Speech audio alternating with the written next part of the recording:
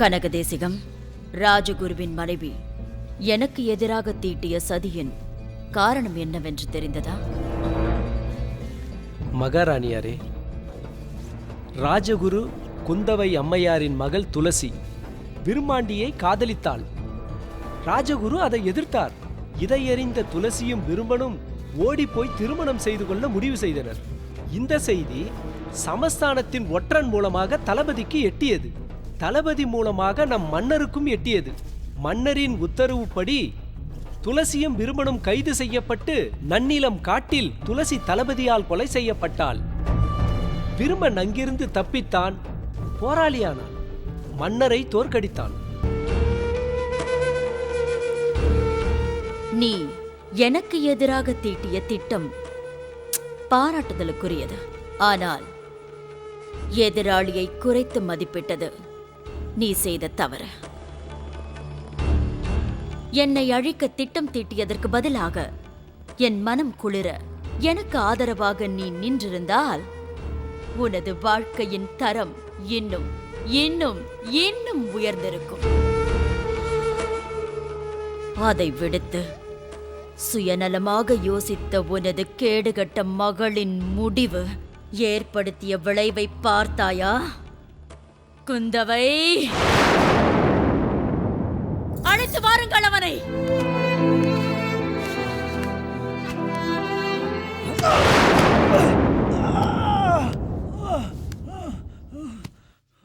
சமஸ்தானத்திற்கு எதிராக போர் தொடுக்க நினைத்த குற்றத்திற்காகவும் சமஸ்தானத்தின் அமைதியை குலைக்க மக்களுக்கிடையே பிளவை ஏற்படுத்திய குற்றத்திற்காகவும் விருமாண்டி என்கின்ற விருமாண்டி தேவனுக்கு தூக்கு தண்டனை அளிக்க உத்தரவிடுகிறேன்.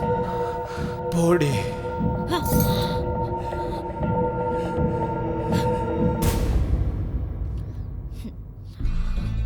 உடனிருந்து சமஸ்தானத்தின் தலைமை ஸ்தானத்தில் இருக்கும் மகாராணி கேசவர்தினி மங்களேஸ்வரியை கொலை செய்ய திட்டம் தீட்டிய கமலம் அழகு குந்தவைக்கு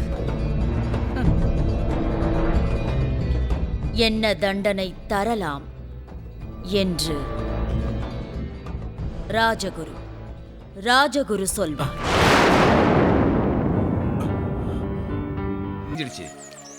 ஆனா மக்கள் நலனுக்காக அவங்க எடுத்த முயற்சி இன்னைக்கும் உயிர் வாழ்ந்துட்டு தான் இருக்கு.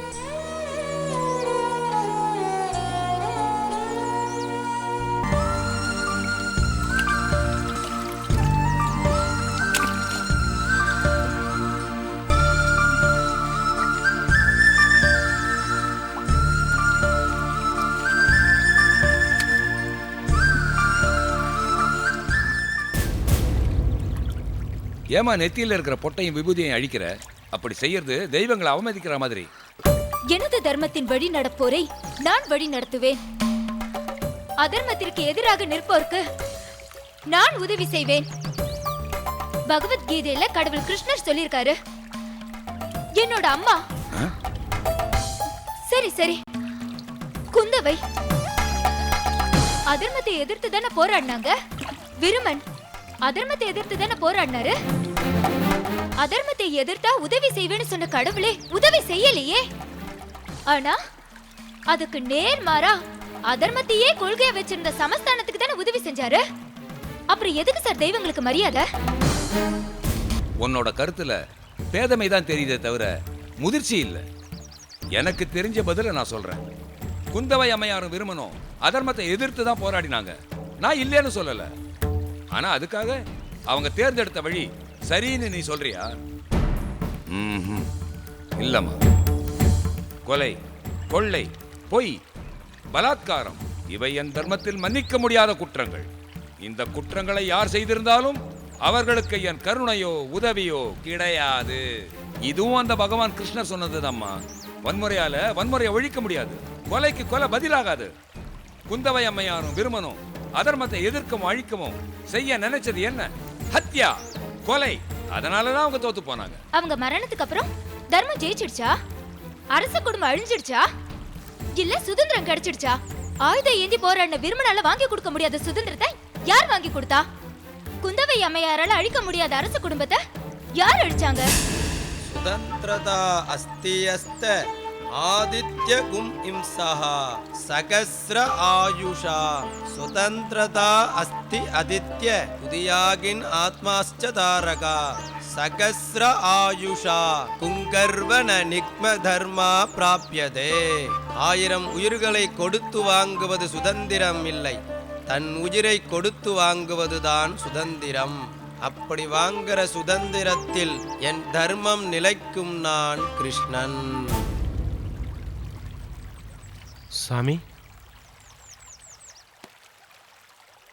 அவர் சொன்ன கொள்கை அடிப்படையில் சுதந்திரத்தை வாங்கி கொடுத்தா ஒரு அவதார புத்திரி தம் உயிரை கொடுத்து மக்கள் மனசுல நிம்மதியை விதைச்சா. நாகருத்ராட்சவரம் மக்களோட இன்னல்களை தொடச்செறிஞ்ச சாமி அவ பேர் என்ன தெரியுமா?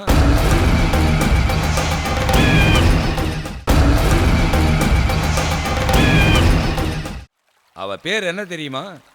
காதம்பரி. காதம்பரி.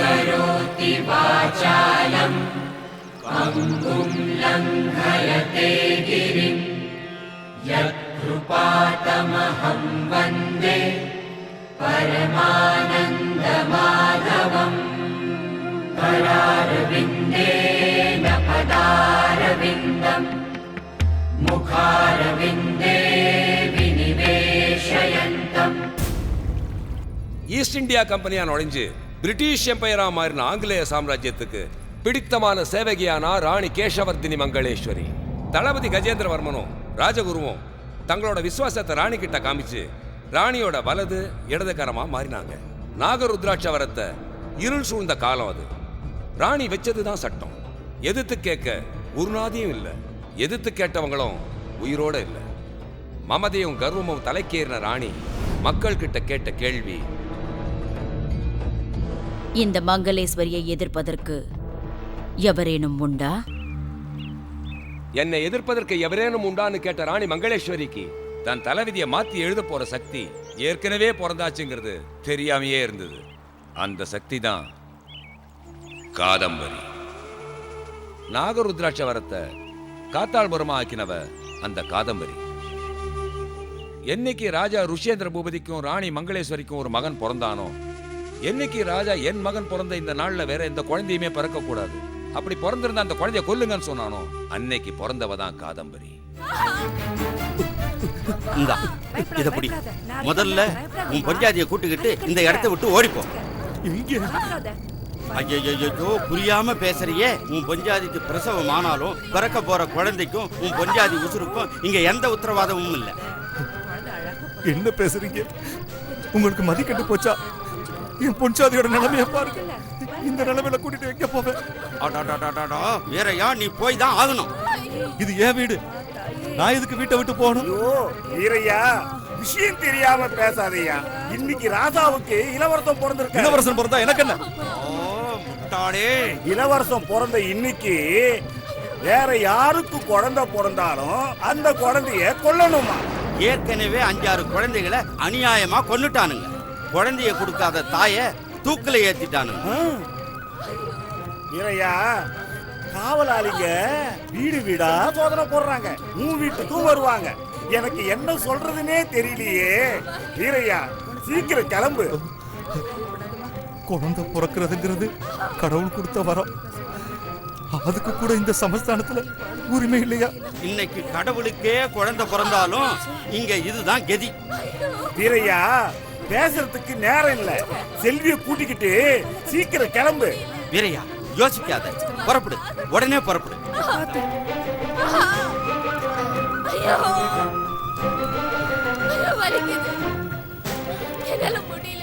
வீரையா, நில்லு நில்லு. எங்க இப்படியே பஞ்சாதியை தூக்கிட்டு நேரா சமஸ்தானத்துக்கே போக போறியா? பைத்தியக்காரனா இருக்கிற. இப்படியே காட்டு பக்கமா போ. என் பையனை பாத்துக்குங்க. பையனை நாங்க பாத்துக்கிறோம். ஏய், சமஸ்தான எல்லையை தாண்டி போ.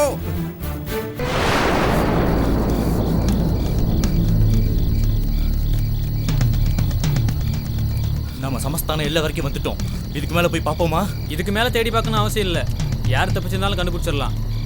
எல்லாம் திறந்த வெளி தானே.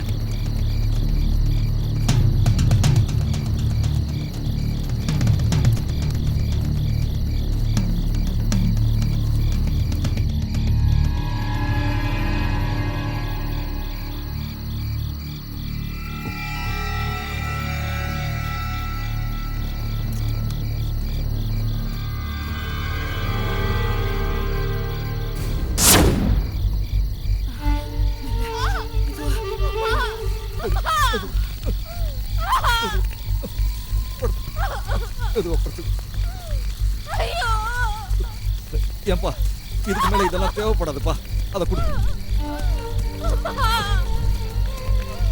இதை விட பாதுகாப்பான இடம் இந்த சமஸ்தானத்திலே இல்ல. சரி வீரையா, அழாத செல்வி, அழாத, அழாதம்மா. எதை பத்தியும் கவலைப்படாத வீரையா. எல்லாம் கொஞ்ச நேரத்துல சரியா போயிடும். நான் சொல்றேன்ல. கொஞ்சம் பொறுத்துக்குமா, அப்படிதான் இருக்கும். கொஞ்சம் பொறுத்துக்குதாயி. என் மாதிரி எல்லாம் நல்லபடியா நடக்கும். அந்த கடை நிச்சயமா நம்மளை கைவிட மாட்டாங்க, நிச்சயமா காப்பாற்றுவாங்க.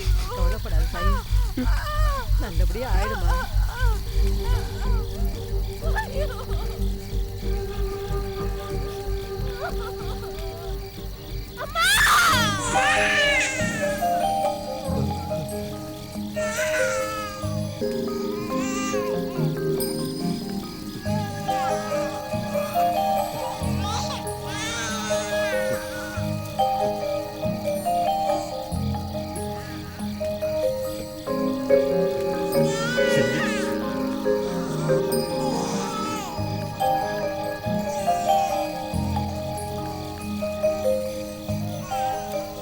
நம்ம குழந்தைய பாருமா.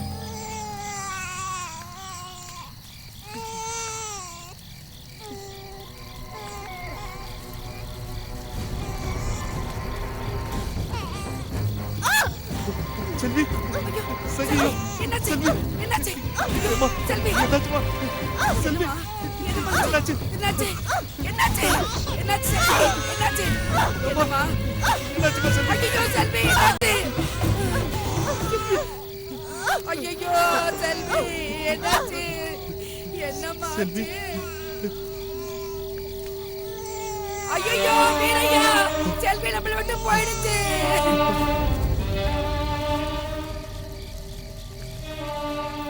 ஆரம்பத்திலே உனக்கு இந்த குழந்தை இவ்வளவு கஷ்டம் கொடுக்குதே, இந்த குழந்தை உனக்கு வேணாயா. நான் சொல்றேன், நீ தப்பா எடுத்துட்டாலும் பரவாயில்ல, இந்த குழந்தை உனக்கு வேணாயா. பிறந்த அடுத்த நிமிஷமே தாயோட மூச்சை நிறுத்திருச்சு. இந்த குழந்தை உனக்கு தேவைதானா?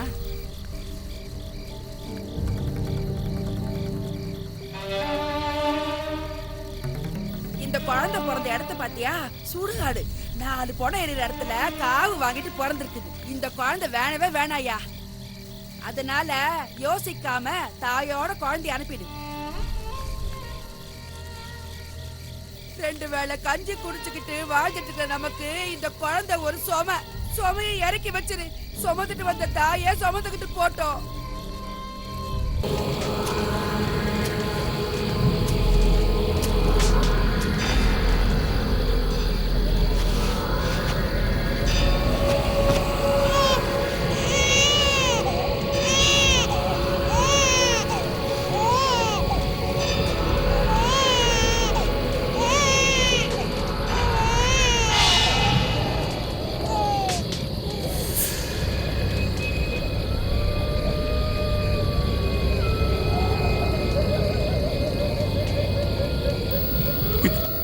இந்த சமஸ்தானத்துல உயிர் வாழ்றது ரொம்ப கஷ்டம் தாயி. எங்கடா கோயிலுக்கு போய் அந்த சாமியை கும்பிட்டா அந்த சாமி நம்ம எல்லாரையும் காப்பாத்திடுமோன்னு நம்ம யாரையும் கோயிலுக்கு உள்ள கூட விடுறதில்ல தாயி. சரி, கோயிலுக்கு உள்ளதான் விடுறதில்ல, வெளியில இருந்து சாமி எங்களை இந்த படுவாவி ராஜாட்ட இருந்து காப்பாத்து, எங்களை எப்படியாவது இந்த கொடுமையிலிருந்து காப்பாத்துன்னு எவ்வளவோ வேண்டி பார்த்துட்டோம். எங்கடா அந்த சாமிக்கு எங்க கதறல் சத்தம் கேட்டுடுமான்னு சத்தமா புரியாத பாசையில கோயிலுக்கு உள்ள இருந்து பூஜை நடத்துவாங்க.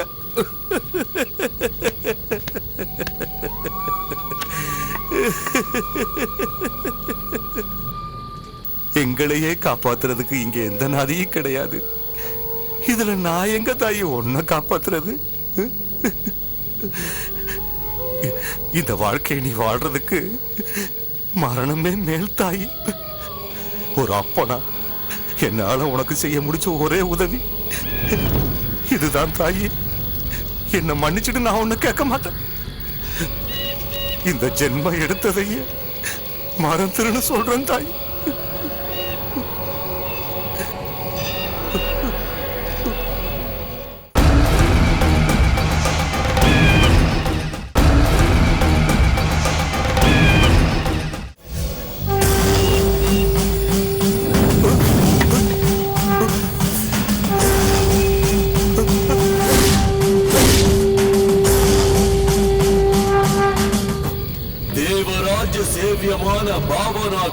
மனோகஜம் ஞானயக்ன சூத்திரமிந்து சேகரம் கிருபாகரம் நாரதாதி யோகி விருந்த வந்திதம் திகம்பரம் காசிகா புராதிநாத கால பைரவம் பிறப்பவர் இவர் என்றும் இறப்பவர் எவர் என்றும் முடிவு செய்பவன் எம்பெருமான். அவன் பெயர் சிவபெருமான்.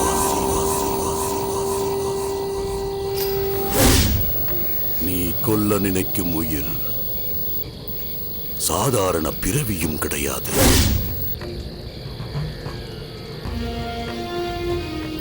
விடுவிக்க பிறந்தவள்.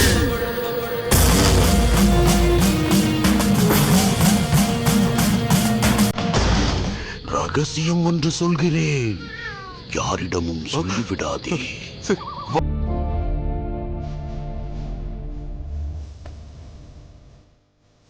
வா தாயே, வா வா தாயே, வா.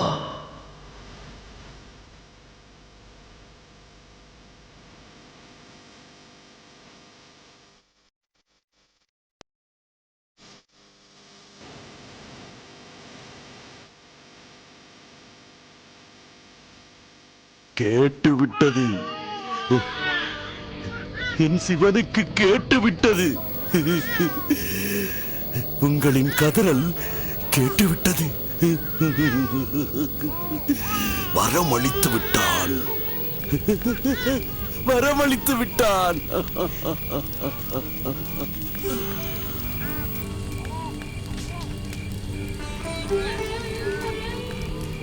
காதம்பரி மரணம் என்ற ஜனனம். ஆனால் இவள் தூற்றப்படுவாள், பின்னர் போற்றப்படுவாள். என் பொண்ணு எங்களை எப்படி காப்பாத்துவா சாமி? காதம்பரி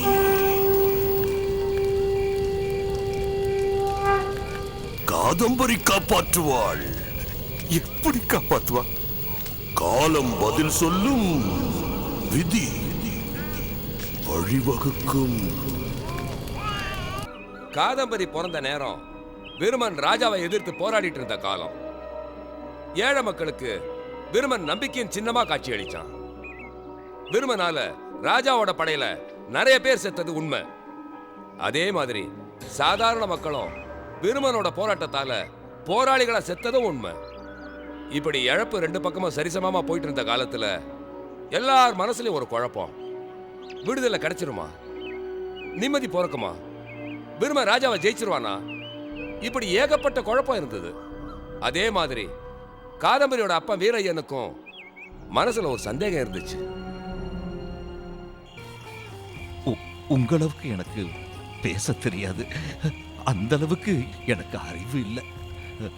ஆனா பசி எல்லாருக்கும் பொதுதான சாமி. அதான் பசியாறதுக்கு தான் இதை கொண்டு வந்தேன்.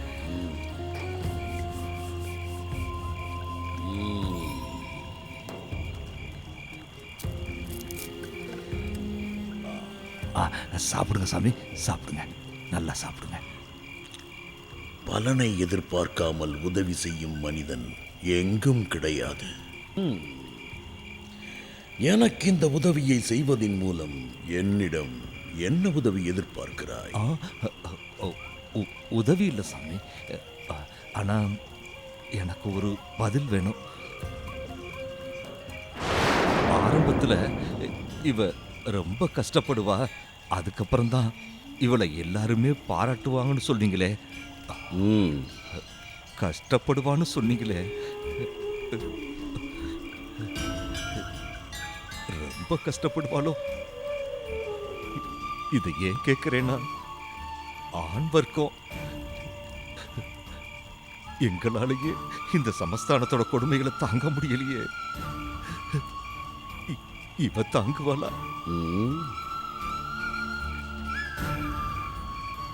இவளால எப்படி தாங்க முடியும்?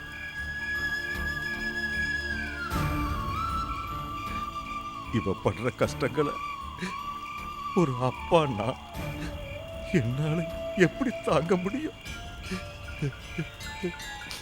அதை தாங்குற சக்தியும் தைரியமும் எனக்கு கிடையாது சாமி. என் புலம்பல் உங்களுக்கு கிண்டலா தெரியுதா சாமி? என் பொண்ணு கஷ்டப்படுறத பார்க்கிற தைரியம் எனக்கு இல்லைன்னு சொன்னது உங்களுக்கு நகைச்சுவையா இருக்கா சாமி? இந்த வருத்தம் குழந்தைய பெற்ற ஒவ்வொருத்தனுக்கும் இருக்கு சாமி. நீ பெற்ற பிள்ளைதான். ஆனால் சில நாட்களுக்கு முன்பு நீ பெற்ற பிள்ளையை கையில் தூக்கி ஆறத் தழுவி கொஞ்சுவதை மறந்து இந்த குழந்தையை தாயோடு சேர்த்து எரித்துவிட நினைத்தாயே. எங்கிருந்து வந்தது தைரியம்?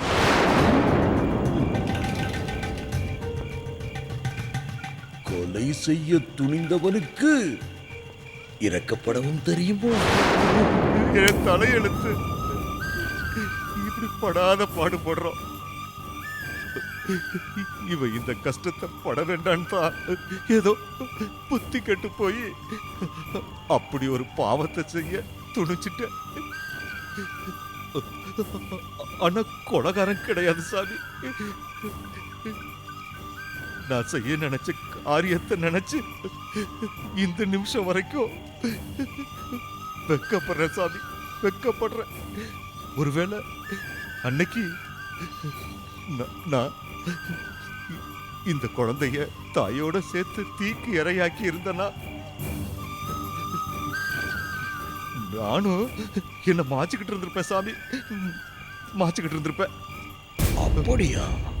சரி கேள்.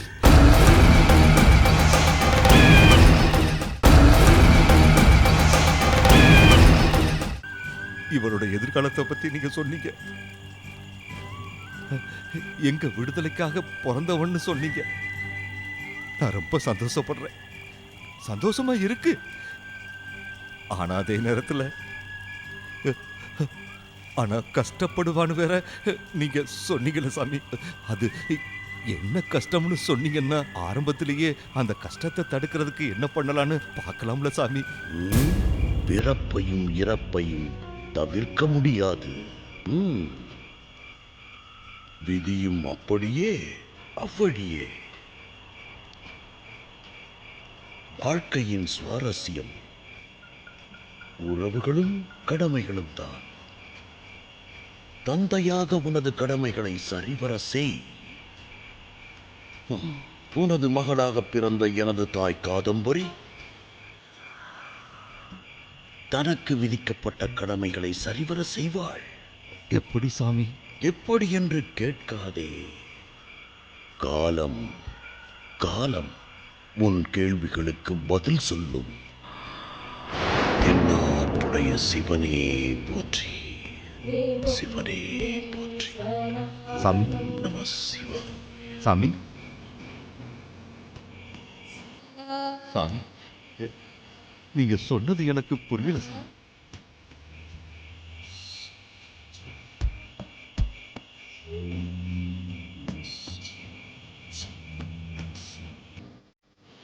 சாமி, நீங்க சொல்றது எனக்கு புரியல சாமி.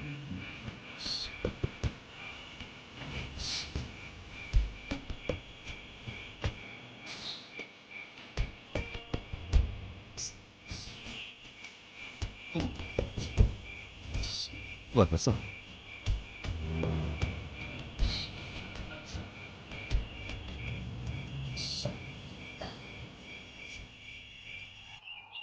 காலம் பதில் சொல்லும், விதி வழிவகுக்கும்னு அந்த சாமியார் சொன்னாரு.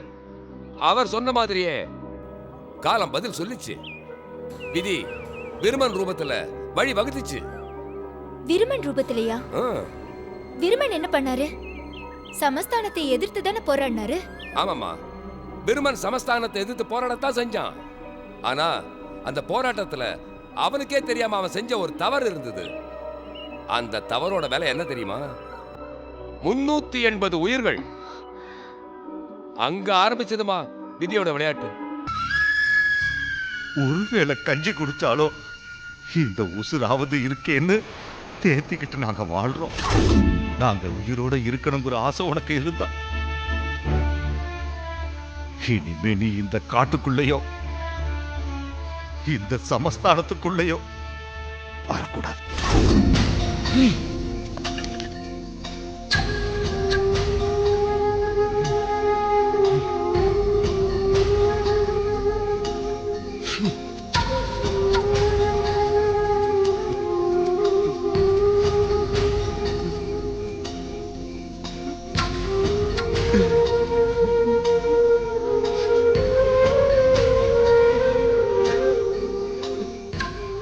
எரிஞ்சு சாம்பலாக போறீங்களா?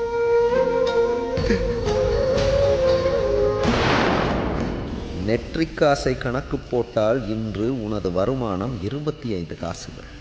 ஏதேது நெற்றிக்காசில் வரும் வருமானத்தை வைத்துக்கொண்டே சொந்தமாக வீடு கட்டி விடுவாய் போல் இருக்கிறதே.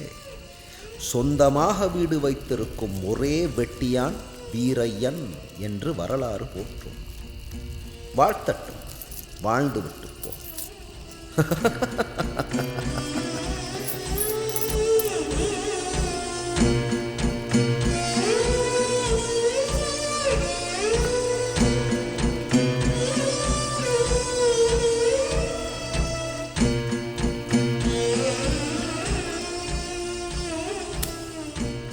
எத்தனை உயிர்கள் இறந்து கிடக்கின்றது. இரவு போகும், ஆனால் இந்த சமஸ்தானத்திலோ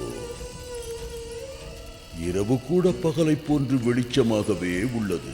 பிணங்களின் ஜுவாலை இரவை பகலாக்குகிறது. கருணாகத்தின் தந்திரம் மக்களின் மனதில் மீண்டும் பயத்தை விதைத்து விட்டது. வாழ்வதனை சூது கப்பும், இறுதியில் தர்மமே வெல்லும். ஆனால் நம்பிக்கை இழந்து விடாதே.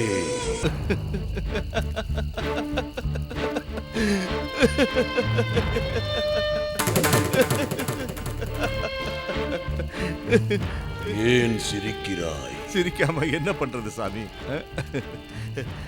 நம்பிக்கையை இழந்துராதேன்னு சொன்னீங்களே, அதை நினைச்சா சிரிப்பு தான் சாமி வருது.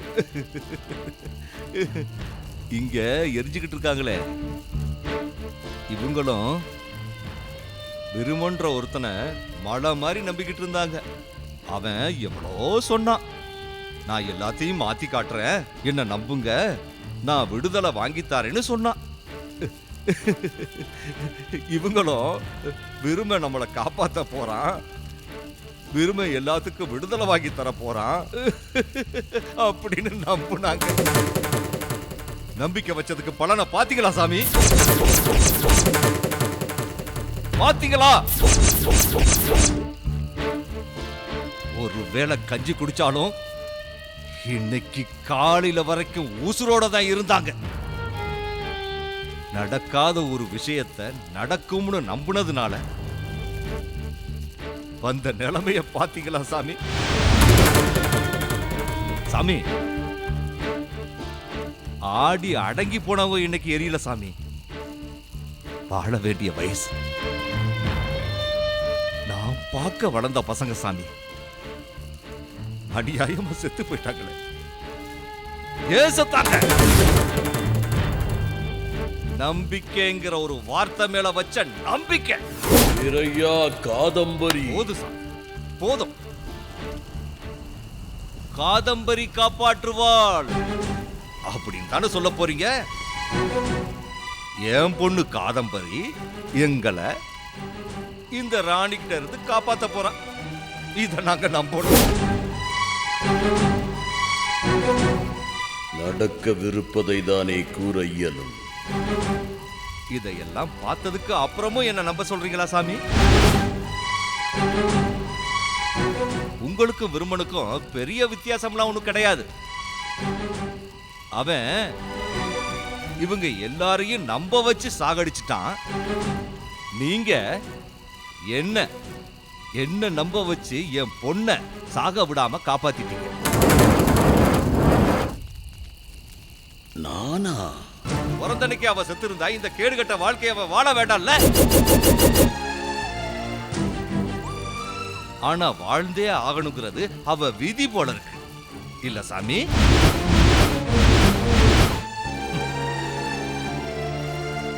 பொண்ணா பிறந்து தொலைச்சிட்டா. என்னென்ன கஷ்டப்பட போறாளோ, எப்படி எல்லாம் கஷ்டப்பட போறாளோ. ஒரு அப்பனா நானும் பார்த்துக்கிட்டு வாழணும். போதும் சாமி, போதும். இனிமே இந்த வேலையை என்னால பார்க்க முடியாது. எனக்கு இந்த வேலை வேண்டாம். இனிமே இங்க நான் வரப்போறது இல்ல. உங்களை நான் பார்க்க போறது இல்ல. நீங்க சொல்ல போற எந்த வார்த்தையையும் நான் நம்ப போறது இல்ல. போறேன் சாமி, போறேன்.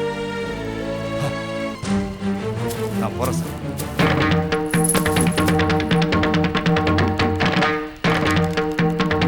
உங்களுக்கு ஒரு கும்பிடு சாமி.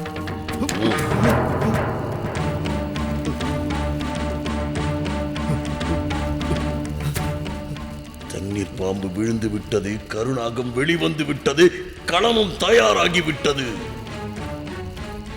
காலம் பதில் சொல்லும் என்றேன், சொல்லிவிட்டது. காதம்பரி விதை வழி வகுக்கும் என்றேன், வகுத்து விட்டது. காதம்பரி காதம்பரி இருக்கும் போது அவள் அருமை தெரியாது, மண்ணை விட்டு போகும்போது அவள் புகழ் பாடும். 8 திக்கும் எட்டும். ஆனால் அதை பார்க்கும் பாக்கியம் உனக்கு கிட்டாது.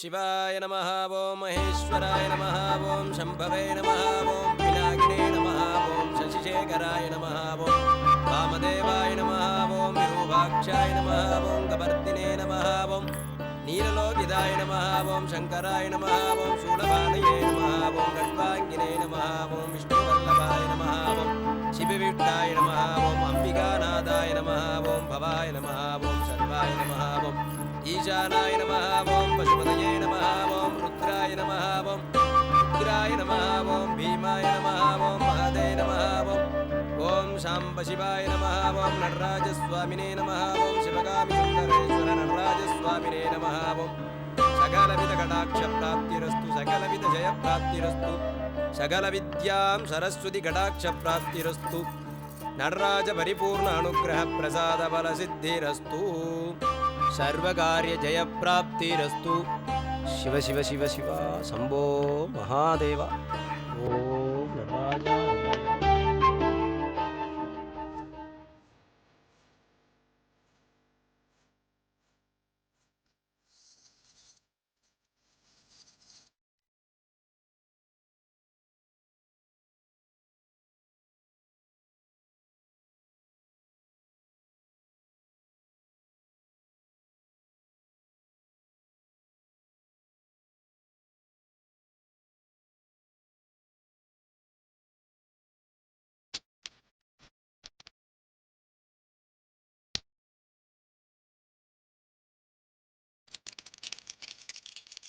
ஓம் நம சிவாய.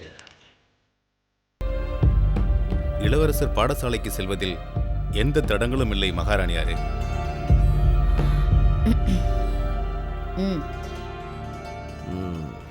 பாடசாலைக்கு செல்வதை பற்றி அறிவதற்காக உம்மை அழைத்தோம். நாங்கள் இளவரசருக்காக தேர்ந்தெடுத்திருக்கும் பாடசாலையும் சரி, அவருக்கு பாடம் சொல்லித்தரப்போகும் பரமேஸ்வர பண்டிதரும் சரி, அறிவாற்றல் மிகுந்த சகலகலா விற்பன்னர். ஜோதிடரே, பாடசாலைக்கு செல்லவிருக்கும் நமது இளவரசருக்கு உதவி செய்ய 2 பேர் தேவை. அந்த அதிர்ஷ்டசாலிகளை உங்கள் நாடி ஜோதிடம் மூலம் தேர்வு செய்ய வேண்டும். இந்த அரண்மனை வாசலில் கால் வைக்க நிறையவே புண்ணியம் செய்திருக்க வேண்டும். அந்த புண்ணியவான்களை உங்களது நாடி ஜோதிடம் மூலம் தேர்வு செய்யுங்கள். உத்தரவு மகாராணியாரே.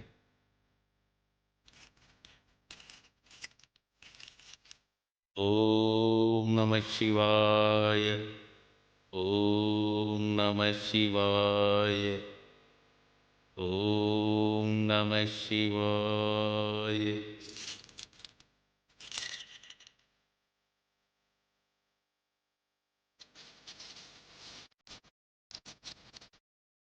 மகாராணியாரே, இந்த ஓலைச்சுவடி கட்டில் இருந்து ஒரு ஓலைச்சுவடியை தேர்ந்தெடுத்துக் கொடுங்கள்.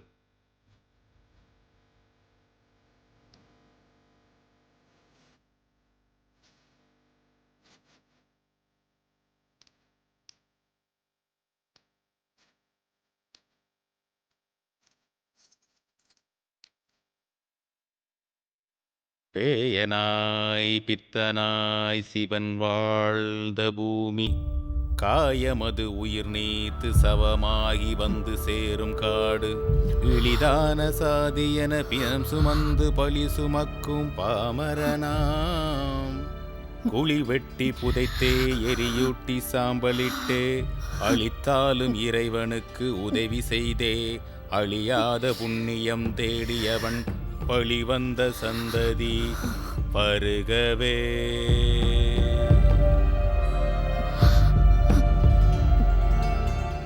ஜோதிடரே, உச்சஸ்தாதியில் உங்களுடைய குரல் அருமையாக உள்ளது. நல்ல பாட்டும் கூட, அர்த்தம்தான் புரியவில்லை.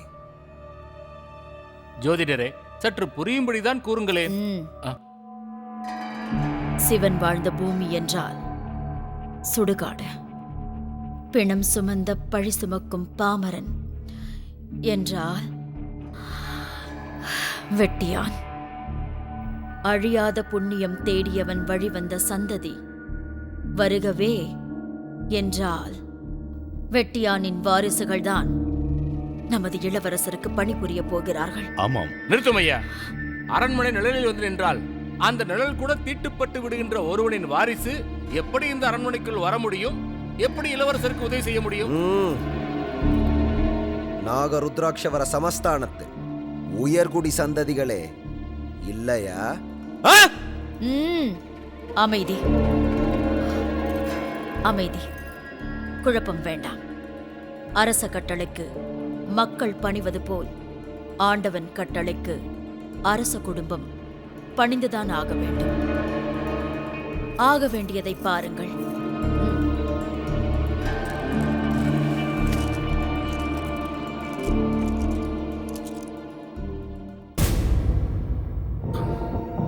உத்தரவு மகாராணியாரே.